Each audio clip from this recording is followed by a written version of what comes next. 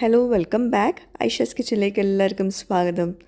ഇന്നത്തെ റെസിപ്പി എല്ലാവർക്കും അറിയുന്ന കോമൺ റെസിപ്പിനായിരിക്കും. പ്രത്യേകിച്ച് മലപ്പുറം ഭാഗത്തുള്ളവർക്ക് പരിപ്പും മുരിങ്ങക്കായും കൂടിയുള്ള തേങ്ങ അരച്ച കറി നമ്മുടെ കോമൺ ആയിട്ട് ഉണ്ടാക്കുന്ന ഒരു ഉച്ചക്കത്തെ ലഞ്ച് കറി റെസിപ്പിയാണ്.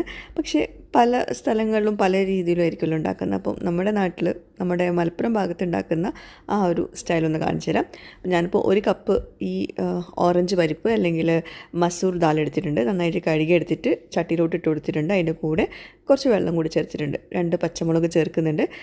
പിന്നെ മുരിങ്ങക്കായ ഞാനൊരു ചെറിയ അധികം മൂപ്പില്ലാത്ത മുരിങ്ങക്കായാണ് എത്ര എടുത്തിട്ടുണ്ട് കേട്ടോ. അപ്പോൾ അതിൻ്റെ അളവൊക്കെ നിങ്ങൾ നോക്കിയെടുക്കുക. ഒരുപാട് മുരിങ്ങക്കായ എടുക്കും ചെയ്യരുത്, പരിപ്പാണ് കൂടുതൽ എടുത്തിട്ടുള്ളത്. പിന്നെ മഞ്ഞൾപ്പൊടി ഒരു 1/2 ടീസ്പൂണും ചേർത്തിട്ട് മുരിങ്ങക്കായ് മുങ്ങുന്ന അത്രയും വെള്ളം വെക്കണം കേട്ടോ. അത് വേവണമല്ലോ, പരിപ്പും മുരിങ്ങക്കായും വേവണം. ഉപ്പ് ഞാനിപ്പോൾ ചേർക്കുന്നില്ല, ഇത് വെന്ത ശേഷമാണ് ചേർക്കുന്നത്.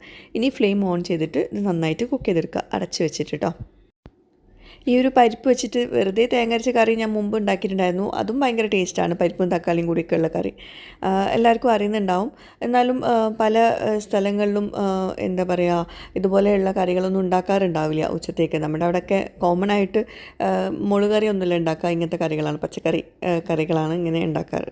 അപ്പം അതവിടെ വേവട്ടെ. ഇനി നമുക്കിവിടെ 1 കപ്പ് തേങ്ങ ചെരുവിയതെടുത്തിട്ടുണ്ട്, ഒരു 1/2 ടീസ്പൂണ് ചെറിയ ജീരകം ക്യുമിൻ സീഡ്, പിന്നെ ഒരു 3-4 ചെറിയ ഉള്ളി, പിന്നെ ഒരു 1/2 കപ്പ് വെള്ളം. കുറച്ച് വെള്ളത്തിൽ വേണം ഇത് പേസ്റ്റ് ആക്കിയിട്ട് അരച്ചെടുക്കാൻ കേട്ടോ. അപ്പം ഈ ഒരു അരപ്പ് നമ്മൾ മുരിങ്ങക്കായും അതുപോലെ പരിപ്പും വെന്ത ശേഷം അതിലോട്ട് ഒഴിച്ചു കൊടുക്കാനുള്ളതാണ്. അപ്പോൾ ആദ്യം ഇത് വേവണം കേട്ടോ. ഞാൻ അത്യാവശ്യം വെള്ളം ഒഴിച്ചിട്ടുണ്ട്. പിന്നെ ഈ ഒരു കറി നമ്മൾ ഭയങ്കര തിക്കായിട്ട് ഉണ്ടാക്കി കഴിഞ്ഞാൽ അതിങ്ങനെ ചൂടാറും തോറും ഭയങ്കര തിക്കാവും. അപ്പോൾ നമ്മൾ ഉണ്ടാക്കുന്ന സമയത്ത് നമ്മൾ പായസമൊക്കെ ഉണ്ടാക്കുന്ന പോലെ തന്നെ കുറച്ചൊരു ലൂസിൽ ഉണ്ടാക്കുക, കുറച്ച് അടച്ച് വെച്ച് കഴിഞ്ഞാൽ തിക്കായിട്ട് വരും കേട്ടോ. അപ്പോൾ ഇത് പരിപ്പും മുരിങ്ങക്കായൊക്കെ നന്നായിട്ട് വന്നിട്ടുണ്ട്. നന്നായിട്ട് ഇളക്കി കൊടുത്തിട്ട് എല്ലാം ഉടഞ്ഞു വന്നിട്ടുണ്ട്. മുരിങ്ങക്കായ ഉടയരുത് കേട്ടോ. അപ്പോൾ ഇപ്പോൾ ഞാൻ ഉപ്പ് ചേർത്തിട്ടുണ്ട്. ഇങ്ങനെ തന്നെ കഴിക്കാൻ നല്ല ടേസ്റ്റാണ് കേട്ടോ. തേങ്ങ അരയ്ക്കാണ്ട് ഇങ്ങനെ കഴിക്കാനും നല്ല ടേസ്റ്റാണ്. ഇനി ഇതിലോട്ട് നമ്മുടെ അരപ്പ് ചേർത്ത് കൊടുക്കുക. അരപ്പ് ചേർത്തിട്ട് അതിൻ്റെ കൂടെ കുറച്ചുകൂടി ആ ഒരു ബ്ലെൻഡറിൻ്റെ ജാറിൽ കുറച്ച് വെള്ളം ഒഴിച്ചിട്ട് അതും കൂടി ചേർത്തിട്ടുണ്ട്. ഒരുപാട് വെള്ളം ഒഴിക്കരുത്, ഈ ഒരു പരുവം മതി. ഇനി ശ്രദ്ധിക്കേണ്ട ഒരു കാര്യം, ഇതിങ്ങനെ ഒന്നിടെ തിള വരുന്ന സമയത്ത് ബബിൾസ് ഇങ്ങനെ വരൂലേ, ആ സമയത്ത് ഫ്ലെയിം ഓഫ് ചെയ്യണം, തിളച്ച് മറിയരുത്. ഇനി നമുക്ക് കടുക് പൊട്ടിച്ചെടുക്കാം. വെളിച്ചെണ്ണ ചൂടായിട്ട് അതിലോട്ട് കടുക് ഇട്ട് പൊട്ടിക്കുക. പിന്നെ കറിവേപ്പിലയും കൂടി ചേർത്ത് കൊടുക്കുക. ഇതാ ഈ ഒരു ബബിൾസ് വരുന്ന സമയത്ത് നമ്മൾ ഓഫ് ചെയ്യണം, അല്ലെങ്കിൽ നമ്മൾ കറി ഭയങ്കര പിരിഞ്ഞു പോലെ പോകും. അതായത് കുറച്ച് വെള്ളം പോലെ ആവും. നല്ല തിക്കായിട്ട് വരണമെങ്കിൽ ആ ബബിൾസ് വരുന്ന സമയത്ത് തന്നെ ഓഫ് ചെയ്യണം.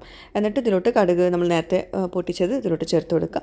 അപ്പോൾ ഈ ഒരു കൺസിസ്റ്റൻസിയിൽ വേണം നമ്മുടെ കറി ഉണ്ടാക്കാൻ. അപ്പോൾ ഇത് ചൂടോട് കൂടിയിട്ട് അടച്ച് വയ്ക്കുക. ഒരു 10-15 മിനിറ്റ് കഴിഞ്ഞാൽ നല്ലോണം ഒരു നല്ല തിക്നെസ്സിൽ, ഒരു പാക തിക്നെസ്സിൽ വരും. നമ്മൾ കറിയിലോട്ട് നമ്മൾ ചോറിലോട്ട് ഒഴിക്കുന്ന ആ ഒരു തിക്നെസ്സിൽ വരും കേട്ടോ.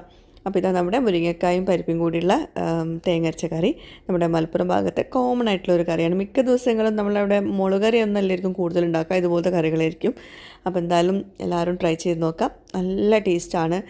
കുട്ടികൾക്കും മുതിർന്നവർക്കൊക്കെ ഒരുപാട് ഇഷ്ടപ്പെടുന്ന ഒരു കറിയായിരിക്കും കേട്ടോ.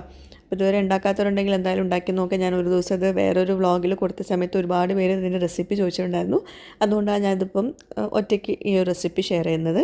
അപ്പോൾ എല്ലാവരും ട്രൈ ചെയ്യുക, ഫീഡ്ബാക്ക്സ് അറിയിക്കുക. പുതിയൊരു വീഡിയോ എൻ്റെ വ്ളോഗുമായിട്ടൊക്കെ വരുന്നവരേക്കും ബൈ. Thank you.